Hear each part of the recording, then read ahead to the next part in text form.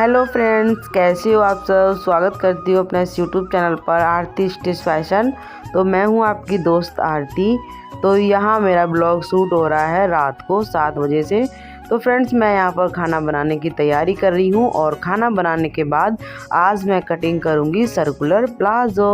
तो circular palazzo में अगर आपको प्रॉब्लम हो रही है कि आपका सर्कुलर प्लाज़ो साइड से झूल रहा है और आसन से उठ रहा है, तो आप इस तरह से कटिंग करोगे तो आज के बाद आपका सर्कुलर प्लाज़ो कभी भी साइड से झूलेगा नहीं और बीच आसन से उठेगा नहीं।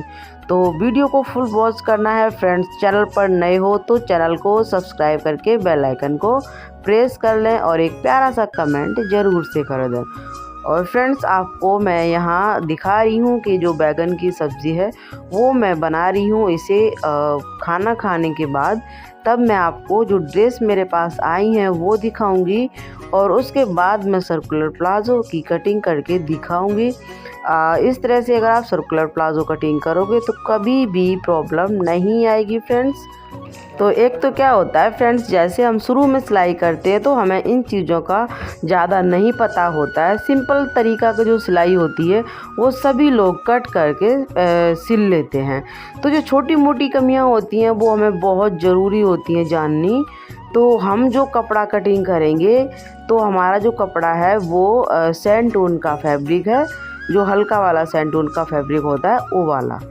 तो जो लटकने वाला जो कपड़ा होता है वो रेयन वगैरह का फैब्रिक होता है। उसी फैब्रिक में ज़्यादा से ज़्यादा प्रॉब्लम होती है लटकने में। तो फ्रेंड्स, जो लटकने वाला फैब्रिक होता है तो उसमें हमें थोड़ी सी चेंजिंग करनी पड़ती है ताकि हमारा सर्कुलर प्लाज़ो साइड से कभी भी झूले ना।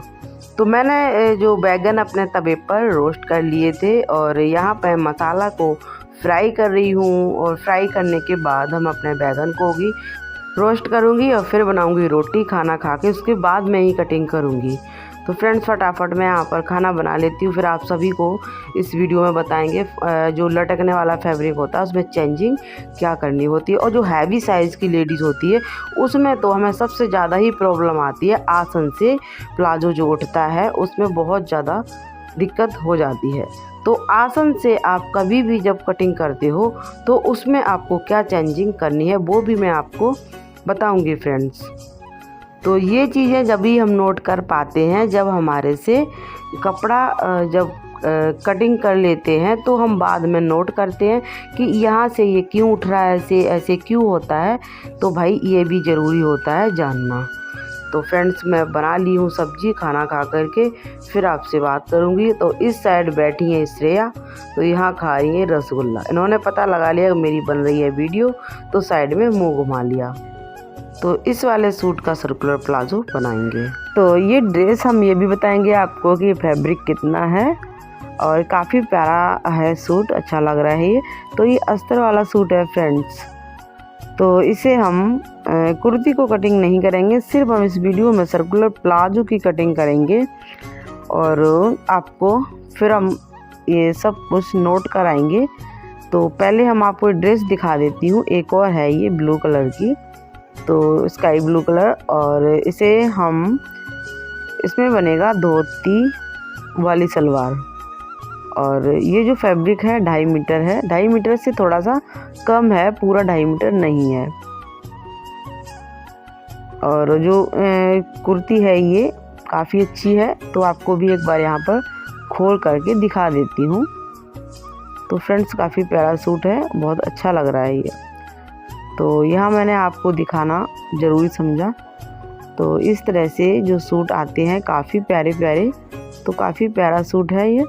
तो इसका मैं शॉर्ट कुर्ती बनाऊंगी क्योंकि धोती पे शॉर्ट कुर्ती ही चलती है फ्रेंड्स।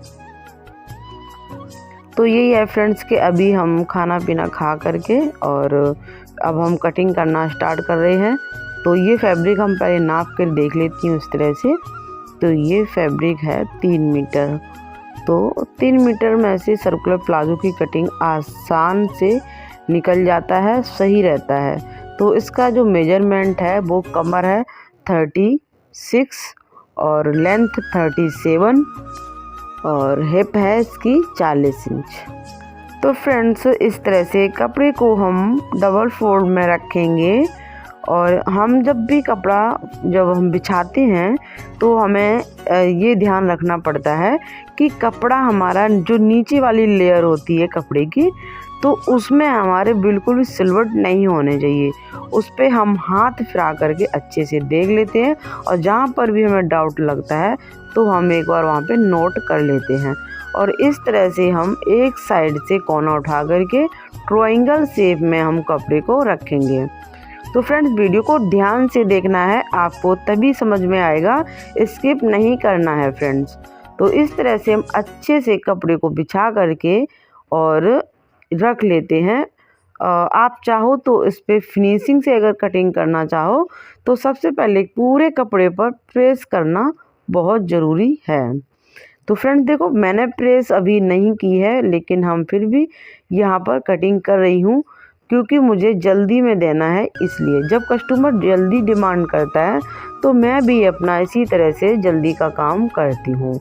तो जो भी तसल्ली पूर्वक कपड़े सिलवाता है तो उसके कपड़ों में थोड़ा सा ध्यान दे लेती हूँ कि भाई फिनिशिंग का भी और प्रेस वगैरह है वो हमारा प्रोसीजर सही से बराबर चलता है। तो कपड़े को कैसे फोल्ड करके रखना है ये आपको समझ में आ गया होगा। अब यहाँ से कोने पर हम इंची टेप को रखेंगे इस तरह से, 14 इंच पर निशान लगाएंगे इस तरह से राउंड में। इंची टेप को हम बिल्कुल इधर उधर नहीं होने देंगे, जहाँ पर हमारे कपड़े का जो कोना है वहाँ पर। और यहाँ पर हम लेयर को चेक कर रहे हैं एक बार कि हमारी जो लेयर है छोटी बड़ी हो रही है। तो वैसे ही हमने कपड़े को रख लिया है। तो कमर हमारी 36 थी तो यहाँ पर 9 इंच पर हमने इस तरह से निशान लगाया, 2.5 इंच एक्स्ट्रा लिया इस तरह से, और ये हमने सारे निशान इस तरह से लगा लिए। एक बार हम नाप करके इस तरह से देख रही हूँ तो यहाँ पर ये हो रहा है हमारा 11.5 इंच। तो अब हम यहाँ पर लंबाई लेंगे 1 इंच छोड़ करके, क्योंकि हम जब राउंड में इलास्टिक लगाते हैं 1.25 इंच की, तो यहाँ केवल 1 इंच छोड़ रही हूँ। और यहाँ पर टोटल लेंथ ले रही हूँ 37 इंच। और इसी तरह से इंची टेप को हम निशान पर बढ़ाते जाएंगे और इस तरह से निशान लगाते जाएंगे। आपको अगर पीको करनी है तो पूरी आपने इस तरह से लेंथ लेनी है, और नीचे फोल्ड करके अगर सिलाई लगानी है तो आपने 1 इंच एक्स्ट्रा या आधा इंच एक्स्ट्रा लेना है, जैसा आप फोल्ड करके सिलाई लगाओगे। तो मैं इसमें करूँगी पीको, तो मैंने इसमें कोई मार्जिन नहीं दिया है। तो इस तरह से हमने 37 इंच लगाया है, और यहाँ हमने आसन की साइड 1 इंच एक्स्ट्रा लिया है 38 इंच। तो आपको समझ में आया होगा कि हमने आसन के साइड लंबा लिया है 1 इंच एक्स्ट्रा। ठीक है फ्रेंड्स, तो इस तरह से सर्कुलर प्लाजो की जो है लेंथ आसन के साइड आपने बड़ी लेनी है, और जो टोटल लंबाई हमारी 37 होती है वो हमें कमर के साइड से नापनी है। तो आसन के साइड 1 से 1.5 इंच आप एक्स्ट्रा ले सकते हो। अगर जैसे कोई भी हैवी लेडीज़ है, उसकी थाइज़ हैवी हैं, मोटी लेडीज़ है, मोटे पेट की लेडीज़ है, तो उसके में आप 1.5 से 2 भी एक्स्ट्रा ले सकते हो आसन वाले साइड से। तो उम्मीद करती हूँ फ्रेंड्स आपको कि समझ में आया होगा किस तरह से हमें राउंड में निशान लगाना है और कटिंग कर लेना है। और जो कपड़ा बचा है उसको हम नीचे देखो फ्रेंड्स इस तरह से रख रही हूँ, जो यहाँ पर जोड़ लगेगा, तो यहाँ पर हम इसको इस तरह से एक बार नोट कर रही हूँ कि मुझे लग रहा है ये कपड़ा छोटा है, तो मैं यहाँ पर कपड़े की जो डायरेक्शन है वो चेंज करूँगी। तो पहले एक बार यहाँ पर रख के इस तरह से नोट कर लेती हूँ। तो यहाँ पर छोटा पड़ रहा है ये, तो हम इस तरह से कपड़े को अब नहीं रखेंगे, दूसरी साइड से हम कपड़े को इस तरह से बिछाएंगे। तो फ्रेंड्स इस तरह से सर्कुलर प्लाजो जो होता है वो कटिंग किया जाता है। और आपको ध्यान रखना होता है जब भी कपड़े को बिछाएं तो जो किनार का कपड़ा होता है साइड पे, वहाँ पर आपको बिल्कुल प्रॉपर किनार लेके बिछानी है। अगर ज़रा सा भी कपड़ा साइड में इधर उधर खिसक गया तो एक जो घेर होता है उसमें थोड़ा सा फ़र्क आ जाता है। तो यहाँ पर इस तरह से हमने नीचे कपड़े को रख लिया है। तो इस कपड़े को हमने आधा इंच एक्स्ट्रा इस तरह से खिसका के रखा है, क्योंकि यहाँ पर हम सिलाई लगाएंगे तो वो कपड़ा जाएगा सिलाई में। तो ये इस तरह से हम ये देखो ये वाला यहाँ पर आधा इंच अंदर की साइड में रखा हुआ है, जो हम कपड़ा एक्स्ट्रा नीचे लगा रहे हैं। तो इस तरह से रखने के बाद हम यहाँ पर जो हमने घेर लिया था तो उसे हम बराबर यहाँ पर कटिंग कर रही हूँ। तो इस तरह से सर्कुलर प्लाजो की कटिंग करते हैं। तो आसन कैसे निकालते हैं, तो देखो फ्रेंड्स, आसन निकालने का तरीका बहुत आसान है। तो सबसे पहले यहाँ पर हम घेर की कटिंग कर लेती हूँ, फिर आपको बता रही हूँ।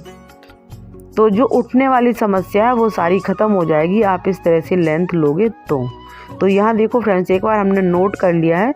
तो आसन की साइड में ना 38 इंच लिया है।